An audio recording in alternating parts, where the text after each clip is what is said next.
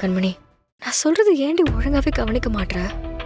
ஏன் என் கவனமே இங்க இல்ல, ஒரே பதட்டமா இருக்கு. இங்க பாரு, இந்த டைம்ல தான் நம்ம தைரியமா இருக்கணும். இந்த மாதிரி சின்ன சின்ன அபசகுணத்தெல்லாம் பார்த்தா வள்ளியம்மா ரொம்ப பதட்டப்படுவாங்க. நாம தானே அதை தெரியாம மெயின்டைன் பண்ணணும். அக்கா, ஏய் என்னாச்சுடி? டீ போட சொன்னாங்களே, வெறும் கையோட வர? அக்கா, பால் தெரிஞ்சிருச்சுக்கா.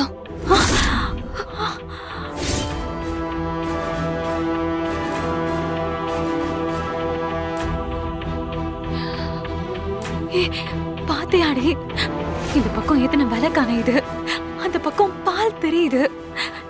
எல்லாம் கெட்ட சகுனமா இருக்கு வீரா. ஏதோ நம்ம வீட்டுல நடக்க கூடாதது நடக்க போகுதுன்னு நினைக்கிறேன். அப்படிலாம் எதுவும் இல்லடி, சும்மா இரு. பால் பாக்கெட்டு நேத்து வாங்கினது, இடையில கரண்ட் வேற போயிட்டு போயிட்டு வந்துச்சுல, அதனால கெட்டு போயிருக்கும்.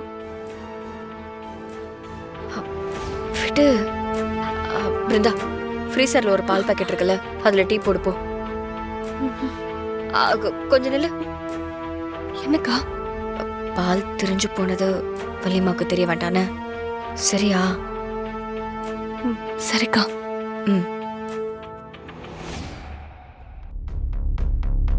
வீரா, அந்த விஜய் அம்மா வாசல்ல நின்னு வயிறு எறிஞ்சு சாபம் கொடுத்துச்சுடி.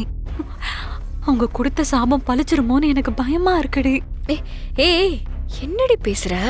அப்படிலாம் எதுவும் நடக்காது. இந்த பாரு, நீ எதுவும் மனசை போட்டு குழப்பிக்க கூடாது. ரெஸ்ட் எடுன, நீ போ போ.